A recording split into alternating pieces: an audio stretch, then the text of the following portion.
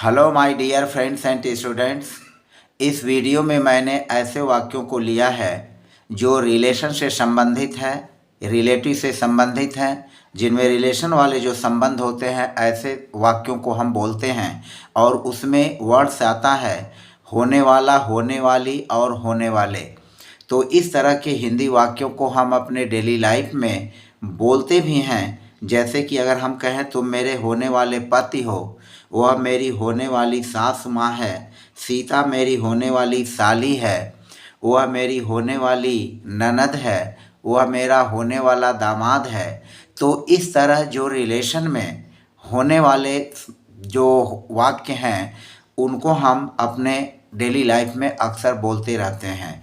तो इस तरह के वाक्यों को हम कैसे हिंदी से इंग्लिश में ट्रांसलेट करेंगे, इसके बारे में हमने चर्चा किया है।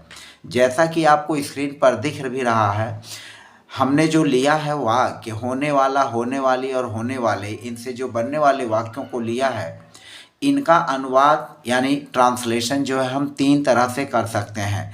आप रूल फर्स्ट में देख रहे हैं। जब इसको समझ लेंगे तो वाक्यों को बनाना आपको बहुत ही सुविधाजनक होगा और कम समय में भी आप उन वाक्यों को बना लेंगे।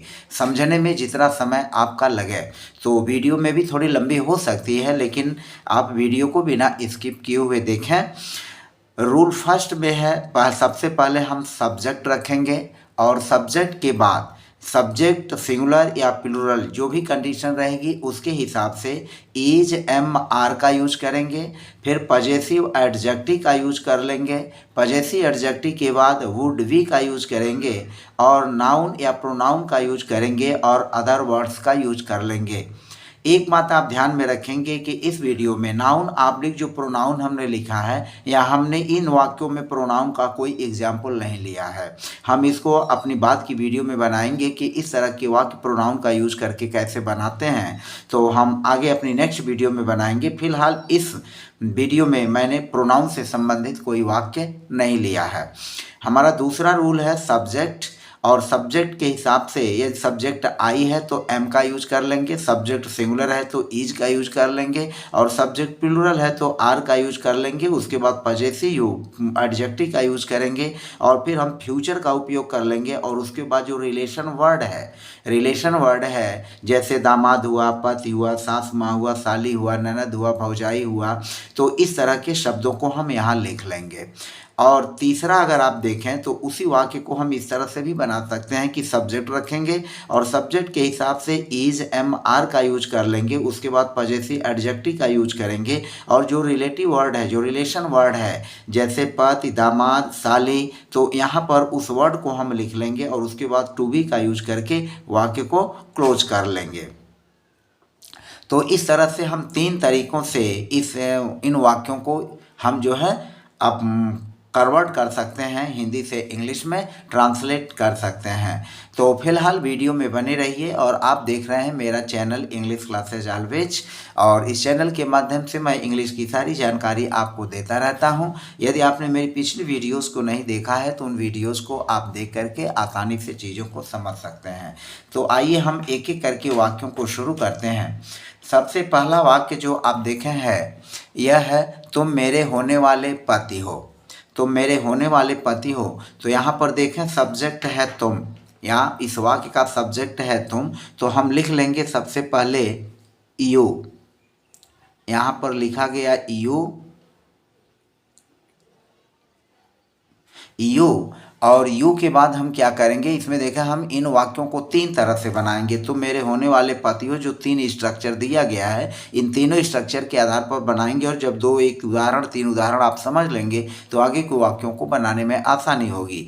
तो तुम और तुम के साथ यहाँ आर का यूज कर लेंगे क्योंकि यह हो जाएगा यू आर, और फिर पजेसिव एडजेक्टिव जो है मेरे, तो यू आर माई, यह पजेसिव एडजेक्टिव हो गया माई, तो यू आर माई।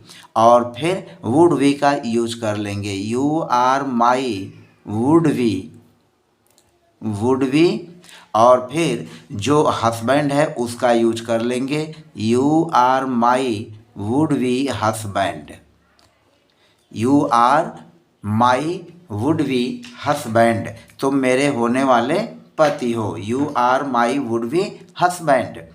अब इसी वाक्य को हम दूसरे तरह से भी बना सकते हैं, दूसरे स्ट्रक्चर का यूज करके, और हम इसको लिखेंगे you are my, you are my. You are हो गया, यू सब्जेक्ट हुआ, उसके हिसाब से हमने आर का यूज किया, और फिर माई पजेसिव एडजेक्टिव का यूज किया दूसरे स्ट्रक्चर के हिसाब से, और फिर यहाँ लिख लेंगे future. Future, you are my future husband, you are my future husband. तो यह दूसरी तरह से बना। और तीसरे स्ट्रक्चर का यूज करके हम बना सकते हैं कि you are my possessive adjective का यूज कर लेंगे, और फिर जो हस्बैंड है उसका यूज करेंगे रिलेशन वर्ड। तो यू आर माई हस्बैंड, और फिर यूज करेंगे टू बी का। तो इस तरह से इस एक वाक्य को हम तीन तरह से बना सकते हैं। You are my would be husband, यह पहला हुआ। दूसरे स्ट्रक्चर का यूज करके बनाएंगे you are my future husband, और तीसरे स्ट्रक्चर का यूज करके हम बनाएंगे you are my husband to be. अब दूसरा उदाहरण देखें, वह मेरी होने वाली सासु माँ है, वह मेरी होने वाली सासु माँ है। तो इसको हम लिखेंगे शी, और सी चूँकि सिमिलर है तो इज का यूज कर लेंगे। शी इज और my possessive adjective, she is my would be, she is my would be mother in law, mother in law. तो यह हो गया she is my would be mother in law. दूसरे structure का use करेंगे तो हम इसको लिखेंगे she is my future, she is my future mother in law, mother in law. She is my future mother in law. और तीसरे structure का यूज करेंगे तो हम इसको बनाएंगे she is my mother, she is my mother in law to be, she is my mother in law to be. तो यह हो जाएगा वह मेरी होने वाली सास माँ है। तो इस तरह से दूसरे वाक्य में हम तीनों स्ट्रक्चर का यूज करके वाक्यों को बना सकते हैं। अब देखें जो तीसरा एग्जाम्पल है, सीता मेरी होने वाली साली है। तो इसको लिखेंगे सीता, और यह हो जाएगा इज और possessive adjective my, Sita is माई, और फिर यूज करेंगे would be, Sita is my would be sister in law, sister in law. दूसरे तरह से अगर बनाएंगे तो यह हो जाएगा Sita is my future, Sita is my future sister in law, Sita is my future sister in law. और तीसरे स्ट्रक्चर का यूज करेंगे तो Sita is my sister in law, और फिर बाद में यूज कर लेंगे टू बी। तो इस तरह से तीनों स्ट्रक्चर का यूज करके हम इनको आसानी से बना सकते हैं। प्रचलन में ज़्यादा जो है वह पहला structure Sita is my would be sister in law, और तीसरा structure Sita is my sister in law to be, इसका ज़्यादा यूज होता है। यहाँ पर एक बात ध्यान में रखेंगे कि हम इसको पास्ट में भी यूज कर सकते हैं, जैसे तुम मेरे होने वाले पति थे और वह मेरी होने वाली सासू माँ थी। लेकिन जनरली हम व्यवहारिक जीवन में इस तरह के वाक्यों का पास्ट में प्रयोग कम करते हैं। नेक्स्ट चौथा वाक्य है तुम मेरे होने वाले दामाद हो। तो इसको हम लिखेंगे यू और फिर हो जाएगा are, you are my would be son in law, you are my would be son in law. दूसरे स्ट्रक्चर का यूज करेंगे तो इसको बनाएंगे you are my future son in law. Son in law. तीसरे स्ट्रक्चर का यूज करेंगे तो इसको हम बनाएंगे you are my son in law to be. You are my son in law to be. मैं उसका होने वाला साला हूँ। I am his would be brother in law. I am his future brother in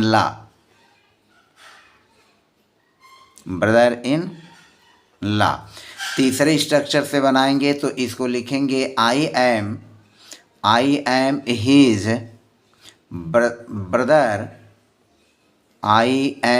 brother in law और फिर to be का use कर लेंगे।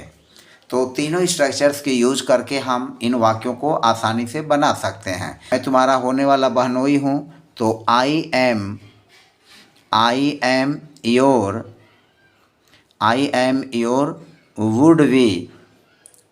Would we.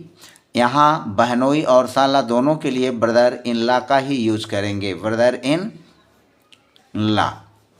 मैं तुम्हारा होने वाला बहनोई हूँ। फिर इसको हम ऐसे भी बना लेंगे, सब्जेक्ट आई के साथ एम और फिर हो जाएगा your. I am your future brother in law.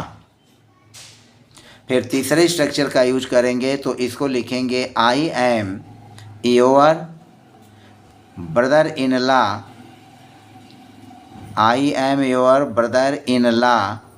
और फिर हो जाएगा to B.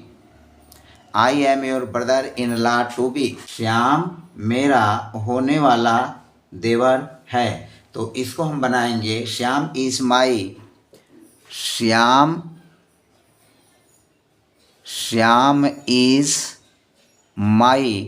Would be. My possessive case हो गया, उसके बाद वुड बी का यूज कर लेंगे। Shyam is my would be देवर तो इसको लिखेंगे younger brother in law. Younger brother in law. Shyam is my would be younger brother in law. दूसरे स्ट्रक्चर से बनाएंगे तो लिखेंगे श्याम चूंकि सिंगुलर सब्जेक्ट है इज का यूज हो जाएगा। Shyam is my future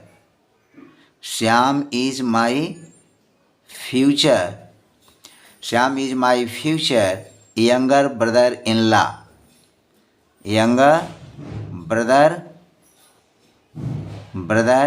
in law. और तीसरे स्ट्रक्चर से बनाएंगे तो इसको लिखेंगे Shyam is my younger brother in law और फिर हो जाएगा टू बी। लास्ट में टू बी का यूज कर लेंगे। टू बी मीन्स होने वाला। तो Shyam is my younger brother in law to be. आठवां वाक्य है तुम्हारा होने वाला जेठ कौन है। तुम्हारा होने वाला जेठ कौन है यानी ज्येष्ठ या जेठ। तो इसको हम लिखेंगे who is your would be elder brother in law.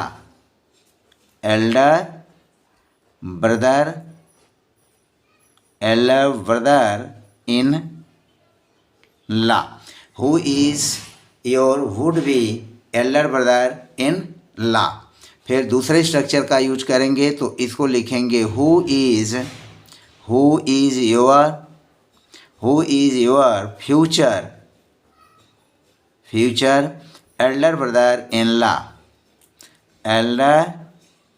Brother in law.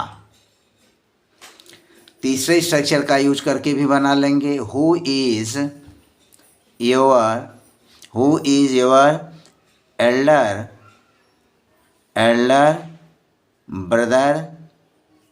Brother in law to be. Who is your elder brother in law to B.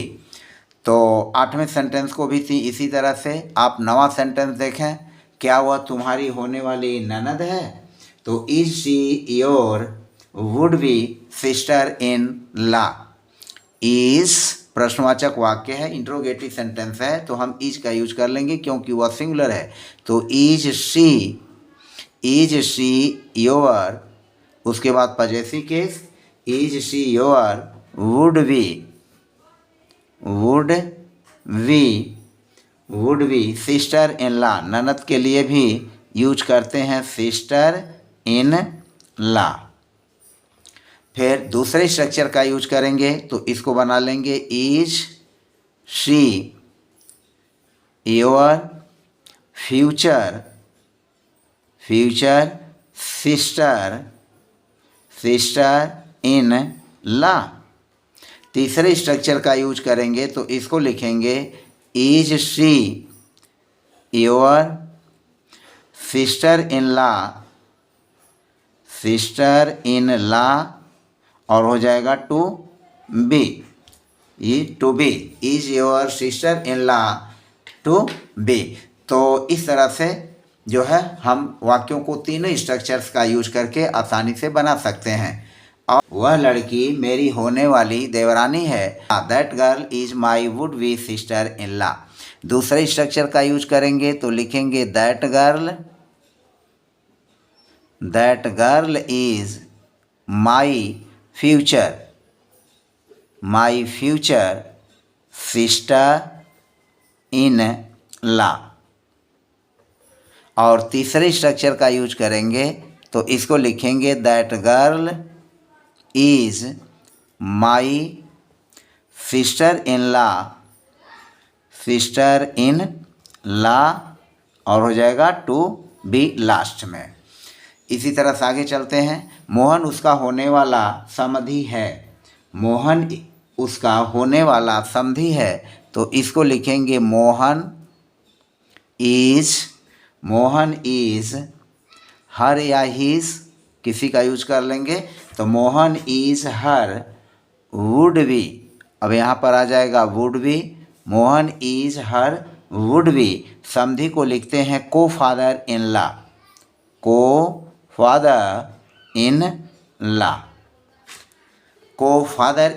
Mohan is her would B को फादर इन लॉ।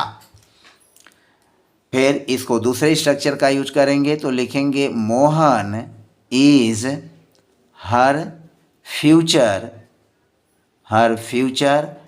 को father in law. और तीसरे structure का use करेंगे तो इसको लिखेंगे, Mohan is her को father in law. Mohan is her को फादर इन लॉ और तब लास्ट में यूज कर लेंगे टू बी का। इसी तरह से रीता उसकी होने वाली भौजाई है। तो भौजाई है या भाभी है? तो रीता उसकी होने वाली भौजाई है तो लिखेंगे, रीता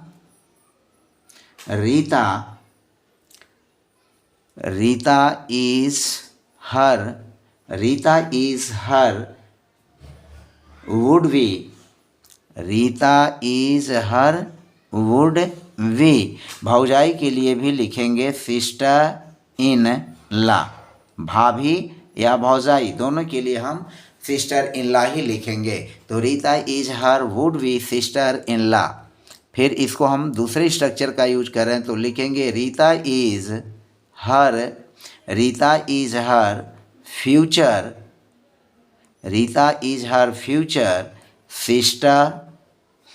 सिस्टर इन लॉ। और तीसरे स्ट्रक्चर का यूज करेंगे तो इसको लिखेंगे, Rita is her sister in law, और लास्ट में यूज कर लेंगे टू बी का। तो इस तरह से टू बी का यूज करते हुए, फ्यूचर का यूज करते हुए और वुड बी, इन तीनों का यूज करते हुए, तीनों स्ट्रक्चर्स के आधार पर हम जो है इनको वाक्यों को ट्रांसलेट करते चलेंगे। फिर आगे है सीमा उसकी होने वाली समधिन है, तो लिखेंगे सीमा is his, would be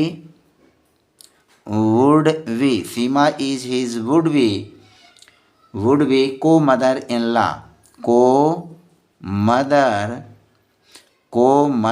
in ला। दूसरे स्ट्रक्चर से लिखेंगे अगर, तो हम लिखेंगे सीमा इज, और फिर हो जाएगा हिज, फ्यूचर को मदर इन ला। और तीसरे स्ट्रक्चर का यूज करेंगे तो लिखेंगे सीमा इज, फिर हो जाएगा हिज, को mother in law to B.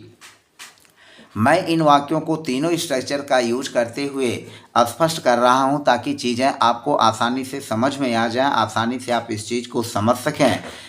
Video लंबी हो सकती है लेकिन फिर भी आप जो है इसमें वीडियो में बने रहें ताकि आप रिलेशन वाले इन वाक्यों को आसानी से समझ सकें। मेरी बहन उसकी होने वाली जेठानी है, तो मेरी बहन उसकी होने वाली जेठानी है, तो जेठानी के लिए एल्डर सिस्टर इन लॉ लिखते हैं। तो my sister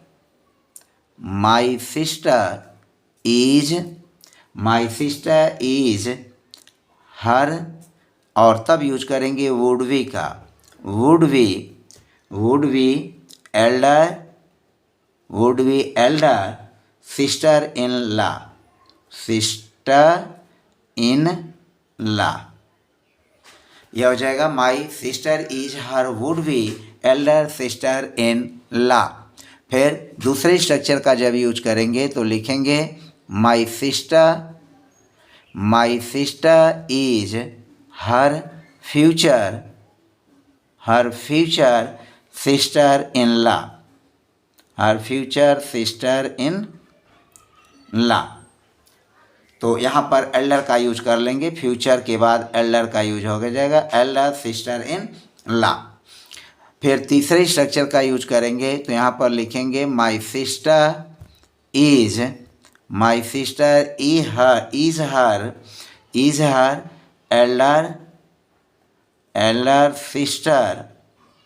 Elder sister in law, और तब हो जाएगा यहाँ पर to be. My sister is her elder sister in law to be. 15वां वाक्य देखें, मैं उसका होने वाला नंदोई हूँ, तो इसको लिखेंगे मैं उसका होने वाला नंदोई हूँ, I am her would be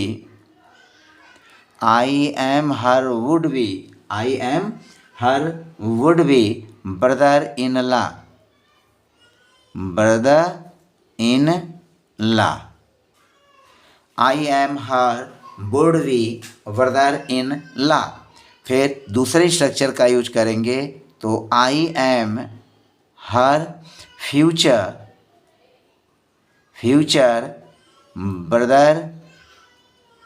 brother in law. और तीसरे स्ट्रक्चर का यूज करेंगे तो इसको लिखेंगे I am her brother in law